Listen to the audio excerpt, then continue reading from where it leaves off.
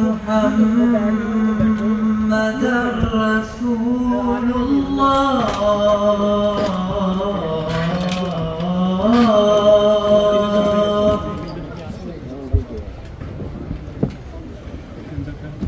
أشهد أن محمدًا رسول الله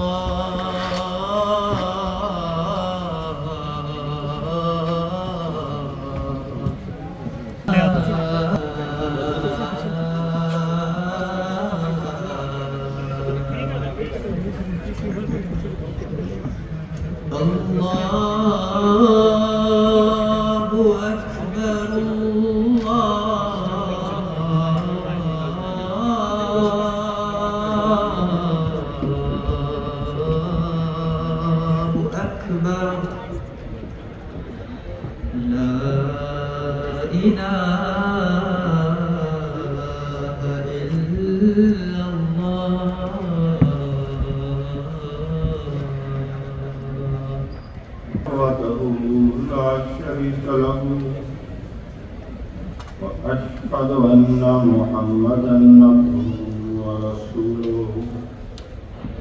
أما بعد أعوذ بالله من الشيطان الرجيم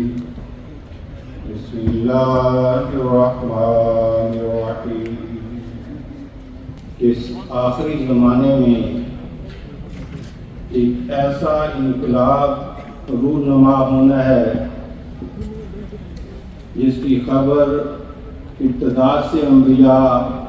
اپنے زمانے میں دیتے چلے آئے، اور یہ انقلاب اللہ تعالیٰ نے رونما کرنے کے لیے حضرت صلی اللہ علیہ وسلم کے عاشق صادق اور روحانی فرزند حضرت مسیح موعود علیہ السلام کو منتخب کیا۔ اللہ تعالیٰ اس روحانی انقلاب کا تاکہ اس سے وہ تمام دینوں پر اور زندگی کے ہر شعبہ پر غالب کر کے دکھلا دے، اگرچہ مشرک اس کو اتنا ہی ناپسند کریں۔ اب یہ وہ آیت ہے جو اللہ تعالیٰ نے 2 دفعہ قرآن میں نازل فرمائی ہے۔ ایک دفعہ سورہ توبہ میں، جس کا اسلام کے دور اول میں انقلاب سے بہت بڑا تعلق ہے، اور دوسری دفعہ سورہ صف میں۔ حضرت مسیح موعود علیہ السلام اس آیت کی تفسیر کرتے ہوئے فرماتے ہیں تخمیناً عرصہ 20 برس کا گزرا کہ مجھ کو اس قرآنی آیت کا الہام ہوا تھا۔ 2 دفعہ تو اللہ تعالیٰ نے قرآن میں یہ آیت نازل کی، اور پھر یہی آیت الہام مسیح موعود علیہ السلام کو بھی کی۔ حضور فرماتے ہیں اور مجھ کو اس الہام کے یہ معنی سمجھائے گئے کہ میں خدا کی طرف سے اس لیے بھیجا گیا ہوں کہ میرے ہاتھ سے خدا تعالیٰ اسلام کو تمام دینوں پر غالب کرے۔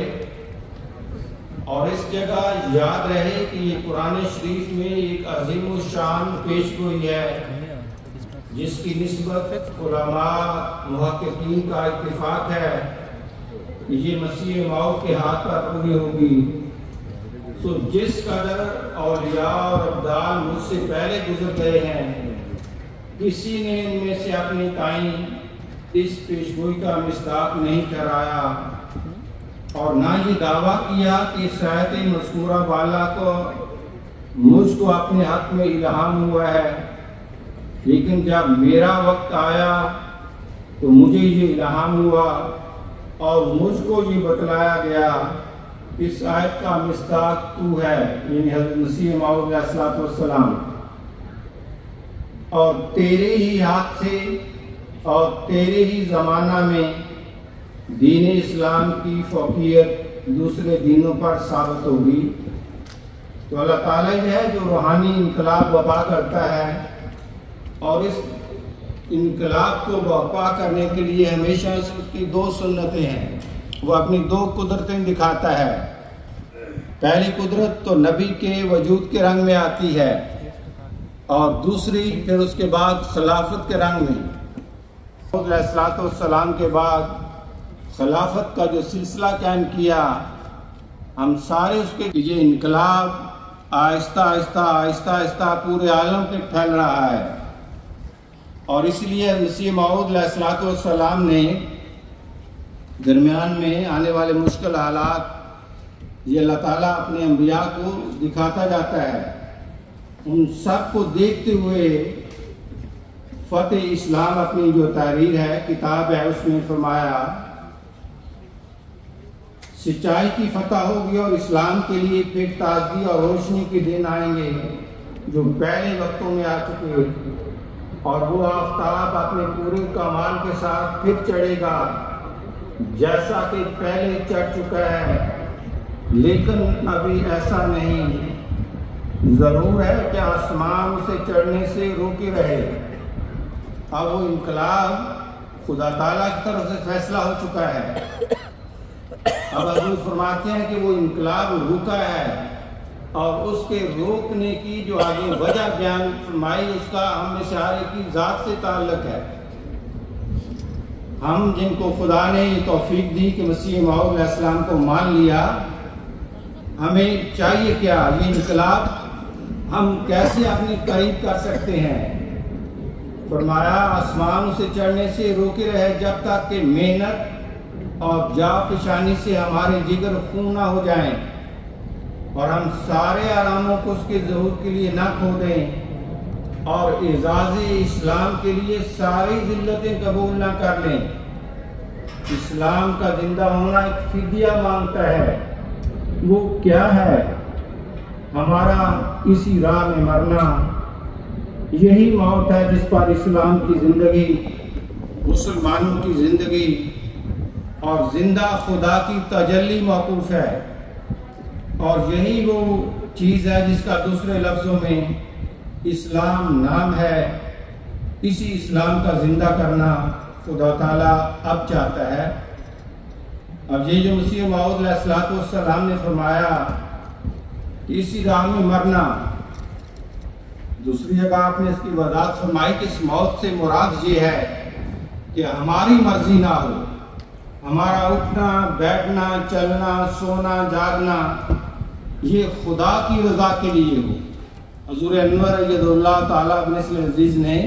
پچھلے شورا کے خطاب میں بھی ہم سب کی بار بار اس طرف توجہ مبذول کرائی کہ ہماری کوئی حرکت اپنی ذات کے لیے نہیں ہونی چاہیے، کوئی کام کوئی خدمت اس لیے نہ ہو کہ میں کچھ سمجھا جاؤں، صرف اور صرف خدا کی رضا کے لیے اور خدا کی ذات کو پیش نظر رکھتے ہوئے۔ یہ موت ہے، جتنی جلدی ہم وارث کریں گے اتنی جلدی خدا کے فضلوں کے وارث بنیں گے۔ اور بعض احباب حالات کو دیکھ کے گھبرا جاتے ہیں کہ پتہ نہیں یہ انقلاب کیسے ہوگا۔ حضور نے فرمایا نبی کبھی اکیلا نہیں آتا، اس کے ساتھ فرشتوں کی فوج آتی ہے، اور اپنے بارے میں فرمایا میں آسمان سے اترا ہوں ان پاک فرشتوں کے ساتھ جو میرے دائیں بائیں تھے، جن کو میرا خدا جو میرے ساتھ ہے میرے کام کے پورا کرنے کے لیے ہر ایک مستعد دل میں داخل کرے گا، بلکہ کر رہا ہے۔ اور اگر میں چپ بھی رہوں اور میری قلم لکھنے سے رکی بھی رہے، تب بھی وہ فرشتے جو میرے ساتھ اترے ہیں اپنا کام بند نہیں کر سکتے، اور ان کے ہاتھ میں بڑی بڑی گرزیں ہیں جو صلیب توڑنے اور مخلوق پرستی کی ہیکل کو کچلنے کے لیے دیے گئے ہیں۔ مسلم موعود رضی اللہ تعالیٰ عنہ کو خدا تعالیٰ نے بارہا اس آنے والے انقلاب کے بارے میں رویا اور کشوف میں نظارے دکھائے۔ آپ اس بارے میں فرماتے ہیں دنیا خواہ کتنا ہی زور لگائے، مخالفت میں کتنی ہی بڑھ جائے، وہ دنیا کے ذرائع ہماری نسبت کروڑوں کروڑ گنے زیادہ ہیں،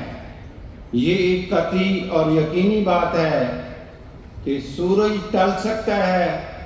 ستارے اپنی جگہ چھوڑ سکتے ہیں، زمین اپنی حرکت سے رک سکتی ہے، لیکن محمد رسول اللہ صلی اللہ علیہ وسلم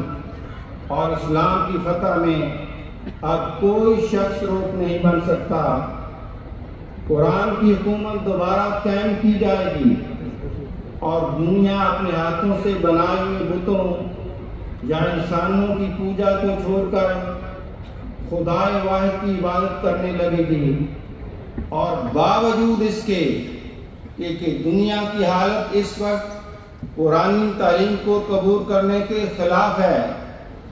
اب یہ حضور نے بہت پہلے تعریف فرمایا ہے، اور لگتا ہے ایسا جیسے اللہ تعالیٰ حضور کو نظارے دکھا رہا ہے اور آپ اس کے دیکھ کے یہ تحریرات اپنے الفاظ جو ہیں وہ لکھ رہے ہیں۔ فرمایا باوجود اس کے کہ دنیا کی حالت اس وقت قرآنی تعلیم کو قبول کرنے کے خلاف ہے، اسلام کی حکومت پھر قائم کر دی جائے گی، اس طرح کہ پھر اس کی جڑوں کا ہلانا انسان کے لیے ناممکن ہوگا۔ اس شیطان کی برباد کردہ دنیا کے جنگل میں خدا نے پھر ایک بیج بویا۔ میں ایک ہوشیار کرنے والے کی صورت میں دنیا کو ہوشیار کرتا ہوں کہ یہ بیج بڑھے گا، ترقی کرے گا، پھیلے گا اور پھلے گا، اور وہ روحیں جو بلند پروازی کا اشتیاق رکھتی ہیں، جن کے دلوں کے مخفی گوشوں میں خدا تعالیٰ کے ساتھ ملنے کی تڑپ ہے، وہ ایک دن اپنی مادی خوابوں سے بیدار ہوں گی اور بےتاب ہو کر اس درخت کی ٹہنیوں پر بیٹھنے کے لیے دوڑیں گی۔ تب اس دنیا کے فساد دور ہو جائیں گے۔ اب ہم دیکھتے ہیں کہ ہر طرف دنیا میں فساد ہے اور دن بدن یہ بڑھتا چلا جا رہا ہے۔ اب حضور کی ان الفاظ کو سنیں۔ فرمایا تب اس دنیا کے فساد دور ہو جائیں گے، اس کی تکلیفیں مٹا دی جائیں گی، خدا تعالیٰ کی بادشاہت پھر اس دنیا میں قائم کر دی جائے گی، اور پھر اللہ تعالیٰ کی محبت انسان کے لیے سب سے قیمتی متاع قرار پائے گی، اور دنیا کی یہ تبدیلی ہی فساد اور بد امنی کے دور کرنے کا ذریعہ ثابت ہوگی، اور صرف یہی ایک ذریعہ ہے جس سے دنیا کا فساد اور بد امنی دور کی جا سکتی ہے۔ اس کے سوا سب کوششیں بیکار جائیں گی۔ اس لحاظ سے یہ خدائی تقدیر ہے انقلاب کا برپا ہونا، اور خدا جس بات کا فیصلہ کر لے اس پہ پورا قادر ہے۔ ہمیں صرف اپنی جو ذات میں انقلاب لانا ہے اس کے ہم جواب دیں کہ ہر آمدی ہم میں سے باز خدا ہو جائے، اس کی ذات کے سارے اندھیرے ختم ہو جائیں اور ان کی جگہ خدا کا نور لے لے، اور یہ تبھی ہوگا جب ہم اپنے آپ کو اس نظام کے اندر پختہ طور پہ مضبوط طور پہ جوڑ دیں گے جو اللہ تعالیٰ نے خلافت اور خلافت کے ماتحت پھر مختلف سطحوں پہ قائم فرمایا ہے۔ اس سے باہر رہ کے نہ ہم اپنی ذات میں یہ انقلاب لا سکتے ہیں اور نہ ہی دنیا میں، کیونکہ حضرت صلی اللہ علیہ وسلم کا ارشاد ہے کہ بھیڑیا اس بھیڑ یا بکری کو سب سے پہلے شکار کرتا ہے جو ریوڑ سے جدا ہو جائے۔ اس لیے اپنی تنظیموں میں اطفال الانبیاء تو اطفال الانبیاء کا وہ ایکٹیو حصہ ہو، خادم ہے تو خدام الانبیاء کا ایکٹیو حصہ ہو،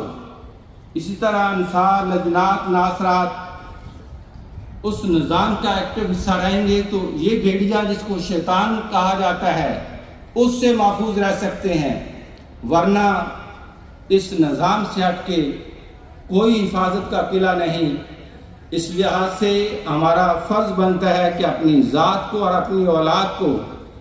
اس نظام کے ساتھ ایسا چمٹا دیں کہ ہمیں پھر کوئی فکر نہ رہے کہ کبھی شیطان بھی ان پہ حملہ آور ہو سکتا ہے۔ دوسری اسی فتح اسلام میں مسیح موعود علیہ السلام نے ایک بڑا عجیب مضمون بیان فرمایا ہے۔ عموماً آپ کے مقابلے ہونے ہیں، کھیلے ہیں، اس میں ہر ایک کی کوشش ہوتی ہے اسے جیت مل جائے، فتح مل جائے، اور بعض اوقات انسان اپنے جذبات پہ قابو نہیں رکھ سکتا۔ کوئی بھی میدان ہو، وہ علمی مقابلوں کا ہو یا جسمانی مقابلوں کا، ہمارا مطمع نظر صرف خدا کو راضی کرنا ہے، خدا کی رضا چاہنا ہے۔ اس لیے کسی سے کوئی ایسی حرکت نہیں ہونی چاہیے